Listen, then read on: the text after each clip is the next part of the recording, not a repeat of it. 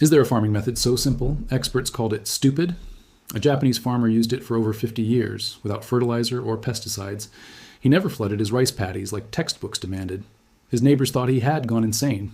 Then his rice yields started exceeding theirs, not by a little, but by 3 times, 300% more grain. This was from the same land, using a method every agricultural institution in Japan had publicly mocked.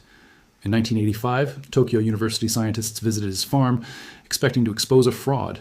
They left unable to explain what they witnessed. The data was irrefutable. The method worked, violating everything they had taught for 50 years.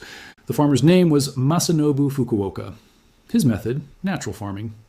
The establishment spent decades trying to bury it. It threatened to collapse a global industry worth over $300 billion. Fukuoka did not use tractors, irrigation, or chemical inputs. He simply threw seed balls onto untilled ground and walked away. His critics called it lazy, primitive, stupid farming that could never work at scale. His harvests called them liars. For 40 years, this knowledge was rejected by institutions funded by corporations, selling what Fukuoka proved unnecessary. Universities dependent on chemical grants don't teach methods eliminating chemical purchases. Equipment manufacturers don't promote techniques making equipment obsolete. The method never stopped working. The experts never stopped rejecting it. Today, as industrial agriculture faces collapsing yields, depleted soils, and mounting costs, Fukuoka's method is being rediscovered. Farmers desperate enough are trying what experts told them was impossible. This is the story of natural farming, the technique that triples harvests without inputs, the method that rebuilds soil while producing food, and the reason why the smartest agricultural minds in the world needed you to believe it was stupid. Before we open this vault, if these stories matter to you, the best way to preserve this knowledge is simple. Subscribe, hit the bell, and share these vaults with those who need to remember what we forgot. The archive opens on a mountainside in Shikoku, Japan, in the spring of 1938. Masanobu Fukuoka was 25 years old and dying inside.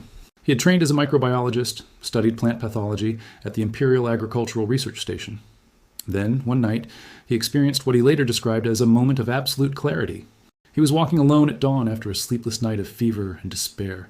He stopped beneath a tree as the sun rose. And in that moment, he understood something that would take him 50 years to explain to others. Nature needed no improvement. Human intervention in agriculture was not just unnecessary, it was destructive. The more we tried to help plants grow, the more we damaged the systems that made growth possible. He quit his job that same day. His colleagues thought he had suffered a mental breakdown. His family was horrified. He was throwing away a promising career for ideas that made no sense to anyone but himself. Fukuoka returned to his father's citrus farm on a mountainside overlooking the inland sea. He announced that he would prove his insight by growing food without any of the methods modern agriculture considered essential. No plowing, no flooding, no fertilizer, no pesticides, no weeding. His father gave him a small plot of rice paddy and mandarin orchard to experiment with. If Fukuoka wanted to ruin his life, at least he could ruin it on land the family was not using. The first years were disaster. Without flooding, weeds overwhelmed his rice. Without fertilizer, yields collapsed. Without pesticides, insects devoured his mandarins. The neighbors laughed. His family stopped asking about his progress. Everyone waited for him to admit failure and return to normal farming. Fukuoka refused. He observed. He adjusted. He learned. He failed again. He observed more carefully. He failed differently. He kept observing. Most people would have quit. Fukuoka had something his critics lacked, patience measured in decades rather than seasons. By the early 1940s, something shifted. The weed pressure began declining. The soil began changing. The yields began climbing. What had looked like failure was actually transformation happening too slowly for impatient eyes to recognize. By the 1950s, Fukuoka's rice yields matched his neighbors who used every modern input. By the 1960s, his yields exceeded theirs. By the 1970s, he was producing more grain per acre than farms using the most advanced chemical agriculture available, while spending almost nothing on inputs. The stupid method was outperforming the smart one. The core of Fukuoka's technique was radical simplicity. He did not plow, ever. The soil on his farm had not been turned in over 30 years by the time researchers began documenting his methods. The surface remained covered with straw and clover. The structure remained intact. Modern agriculture treats plowing as essential. It breaks up compacted soil. It incorporates organic matter. It kills weeds. Every textbook, every extension service, every agricultural institution teaches that plowing is fundamental to crop production. Fukuoka called it fundamental destruction. Plowing destroys soil structure built over years by biological activity. It kills fungal networks that transport nutrients to plant roots. It exposes soil carbon to oxygen, releasing it as carbon dioxide. It brings buried weed seeds to the surface where they germinate explosively. Every problem plowing claims to solve, plowing actually causes. Compaction results from killing the soil biology that creates natural structure. Organic matter must be incorporated because surface residue cannot decompose on lifeless soil.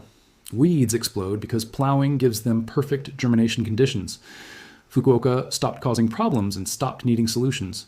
His unplowed fields developed soil structure that surpassed anything a plow could create. Earthworms and fungi did the work of incorporation. Weed seeds stayed buried where they could not germinate. The soil improved every year instead of degrading. The tillage equipment industry generates tens of billions of dollars annually. Tractors, plows, harrows, cultivators. Every piece of equipment exists to address problems created by the previous piece. A farmer who stops plowing needs none of it. Fukuoka did not flood his rice paddies. This single deviation from standard practice was what most convinced experts that he was insane. Rice cultivation has been synonymous with flooded paddies for thousands of years. Every rice-growing culture floods fields. Every agricultural textbook explains why flooding is essential. The practice is so universal that most people cannot imagine rice growing any other way. Fukuoka grew rice in dry fields like wheat. He reasoned that wild rice had evolved in wetland margins, not submerged in standing water. The practice of flooding was human intervention, not natural requirement. What if rice could grow without it? His first attempts failed. Weeds that flooding would have suppressed overwhelmed his dry rice. Yields collapsed. The experts nodded knowingly. Of course it failed. Everyone knew rice needed flooding. Fukuoka observed more carefully. The problem was not dry conditions. The problem was timing. Rice seedlings could not compete with established weeds. But what if rice could establish before weeds emerged? He developed the seed ball technique. Clay, compost, and rice seeds mixed together into small balls the size of marbles.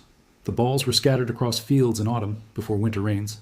The clay protected seeds from birds and rodents. When spring arrived, rice germinated inside the clay coating with a head start over weeds that were just beginning to sprout. The technique worked. Rice emerged through straw mulch from the previous crop. Clover planted alongside fixed nitrogen and suppressed weeds. By the time problem plants could establish, rice had already claimed the space. No flooding required, no standing water, no elaborate irrigation infrastructure. The rice paddies that define Asian landscapes are not natural. They are engineering projects requiring levees, water control, and constant management.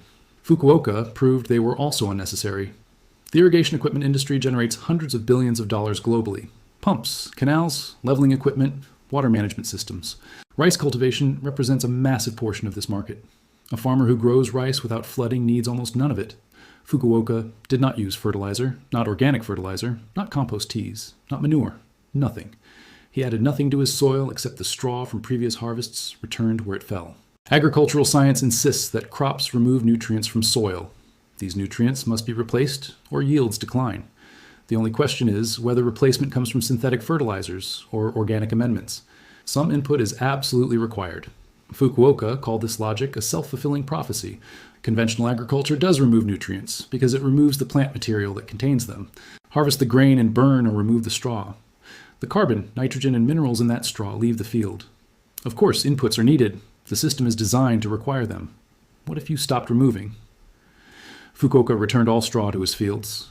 Rice straw remained where it fell after harvest. This residue contained most of the nutrients the crop had accumulated during growth. Returning it returned the nutrients. But his yields exceeded his inputs. The rice removed from his fields weighed more than the rice seeds he planted. More matter left than entered. Where did the extra come from? Nitrogen came from clover. Fukuoka interplanted white clover with his rice and barley.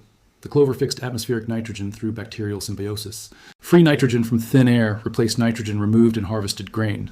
No fertilizer purchase required. Other nutrients came from deep cycling. The deep roots of his permanent vegetation accessed minerals in subsoil that shallow-rooted annual crops could not reach. These minerals entered the biological system through root decay and surface litter. Fertility moved upward from geological reserves rather than downward from purchased bags. The fertilizer industry generates $200 billion annually worldwide.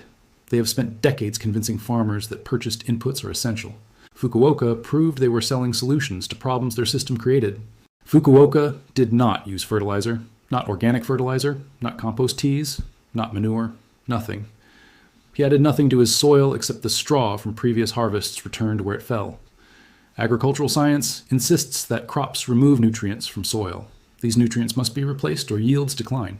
The only question is whether replacement comes from synthetic fertilizers or organic amendments. Some input is absolutely required. Fukuoka called this logic a self-fulfilling prophecy. Conventional agriculture does remove nutrients because it removes the plant material that contains them. Harvest the grain and burn or remove the straw. The carbon, nitrogen, and minerals in that straw leave the field. Of course, inputs are needed. The system is designed to require them. What if you stopped removing? Fukuoka returned all straw to his fields. Rice straw remained where it fell after harvest. This residue contained most of the nutrients the crop had accumulated during growth. Returning it returned the nutrients, but his yields exceeded his inputs. The rice removed from his fields weighed more than the rice seeds he planted. More matter left than entered. Where did the extra come from? Nitrogen came from clover. Fukuoka interplanted white clover with his rice and barley. The clover fixed atmospheric nitrogen through bacterial symbiosis. Free nitrogen from thin air replaced nitrogen removed in harvested grain. No fertilizer purchase required. Other nutrients came from deep cycling. The deep roots of his permanent vegetation accessed minerals in subsoil that shallow-rooted annual crops could not reach. These minerals entered the biological system through root decay and surface litter. Fertility moved upward from geological reserves rather than downward from purchased bags. The fertilizer industry generates $200 billion annually worldwide. They have spent decades convincing farmers that purchased inputs are essential.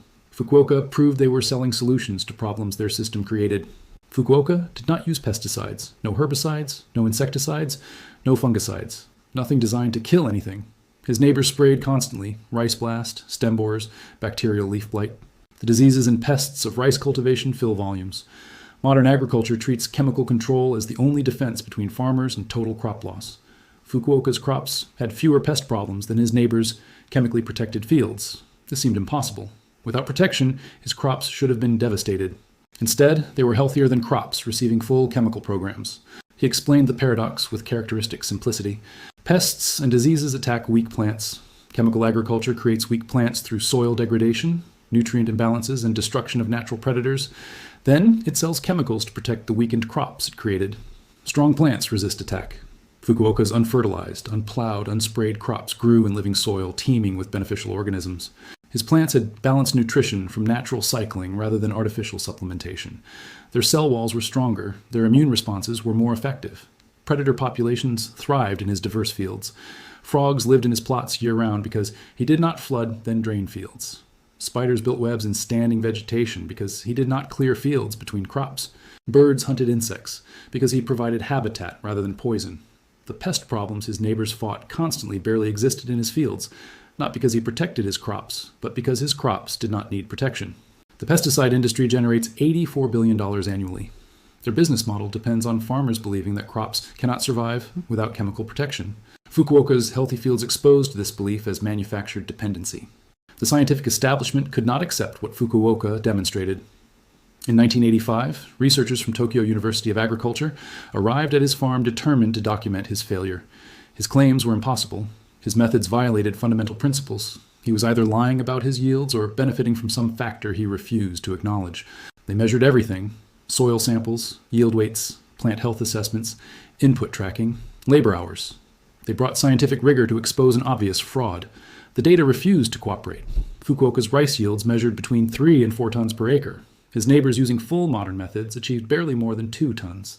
The stupid method outproduced the smart method by nearly double. His soil organic matter exceeded any agricultural land the researchers had tested.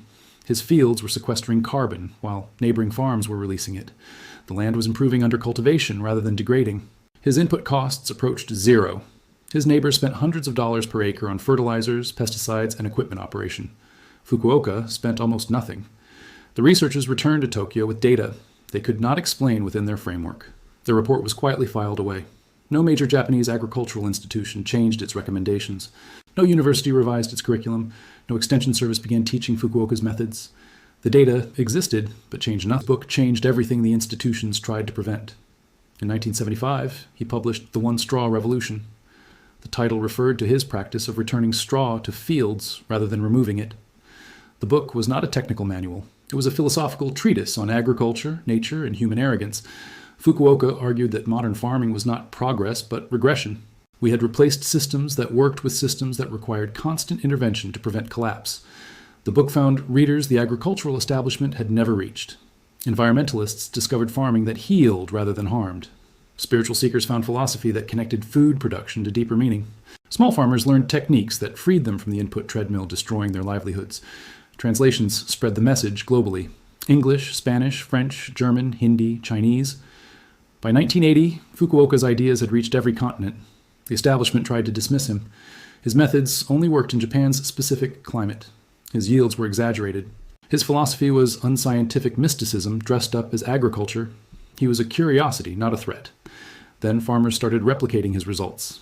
In India, researchers documented rice yields using Fukuoka's methods that matched or exceeded chemical cultivation at a fraction of the cost.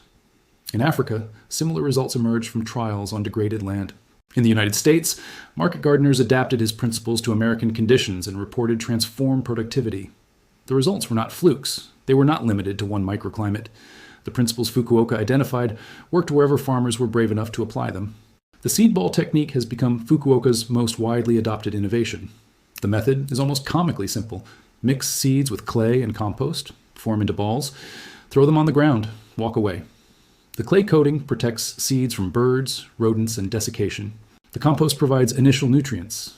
When conditions become right, seeds germinate inside their protective coating with everything they need to establish.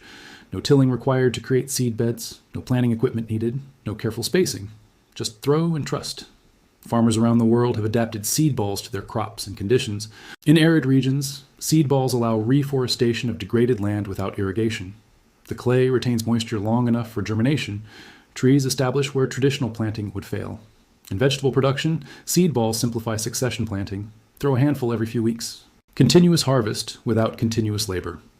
In grain production, seed balls eliminate the most expensive and destructive operation in agriculture.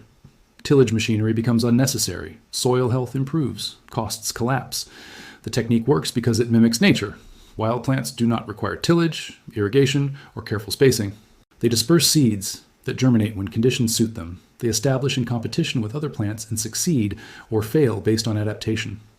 The agricultural equipment industry generates hundreds of billions of dollars annually selling machinery for operations that seed balls make obsolete. Planters, drills, cultivators, harrows. The entire tillage equipment category serves a need that natural farming eliminates. A bag of clay, a bucket of seeds, and bare hands replace machines costing tens of thousands of dollars. The permanent cover technique is Fukuoka's second revolution. Modern agriculture treats bare soil as the starting point for each crop. Clear the field, kill everything growing, create a blank slate, then plant your chosen crop in manufactured absence of competition. Fukuoka never created bare soil. His fields remained covered year-round with living plants or plant residue. White clover grew beneath his grain crops. Straw from previous harvests covered the surface between plants. The ground was never naked, never exposed, never sterile. This permanent cover accomplished what chemicals and equipment attempt to accomplish. Weed suppression came from competition rather than chemicals. The clover and straw occupied the space that weeds would otherwise claim. Problem plants could not establish in already occupied territory. Moisture retention came from mulch rather than irrigation. The straw layer prevented evaporation. Rain soaked in rather than running off. The soil beneath remained moist when neighboring bare fields turned to dust. Nitrogen fertility came from clover rather than fertilizer bags. The legume fixed atmospheric nitrogen continuously. Every year added fertility without any purchase. Soil biology thrived under permanent cover. The organisms that create soil health require food, moisture, and stable conditions. Bare soil provides none of these. Covered soil provides all of them. The herbicide industry exists because bare soil farming creates weed problems that require chemical solutions. The irrigation industry exists because bare soil farming creates moisture problems that require water solutions. The fertilizer industry exists because bare soil farming creates nutrient problems that require purchased solutions. Permanent cover eliminates the problems these industries solve. The implications of Fukuoka's work extend far beyond individual farms. Industrial agriculture is failing globally. Topsoil is eroding faster than it regenerates. Aquifers that supply irrigation are running dry. Chemical inputs become more expensive while yields plateau or decline.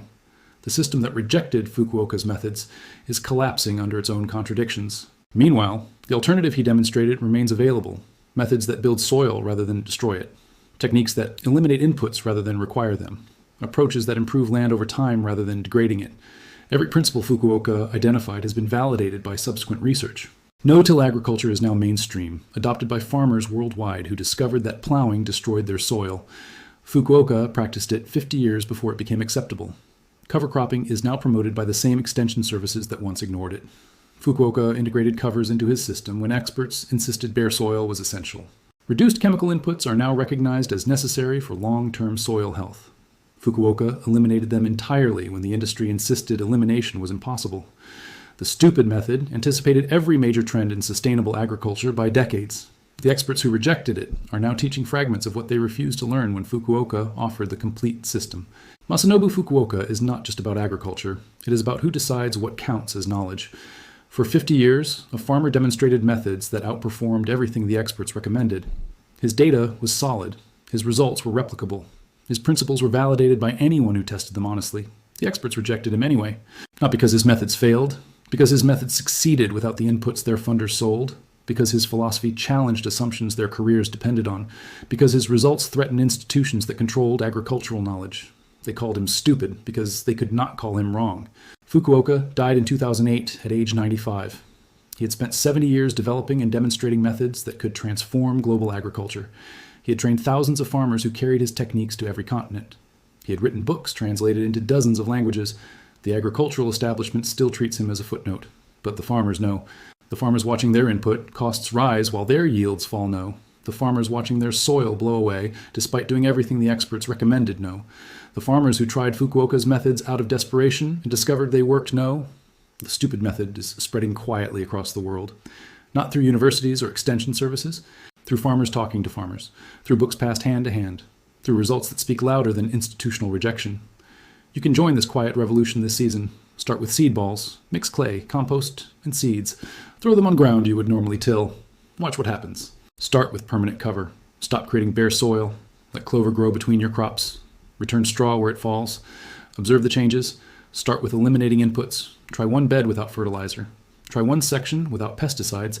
Document the results with your own eyes. The experts will tell you it cannot work. Masanobu Fukuoka spent 50 years proving them wrong. Thousands of farmers worldwide continue proving them wrong today. The only question is whether you will trust the experts or trust the results. The stupid method is waiting. It has always been waiting. For farmers brave enough to look stupid while their harvests triple. If this vault opens something for you, subscribe and hit the bell. Every like and every share helps preserve this wisdom. The next vault opens soon.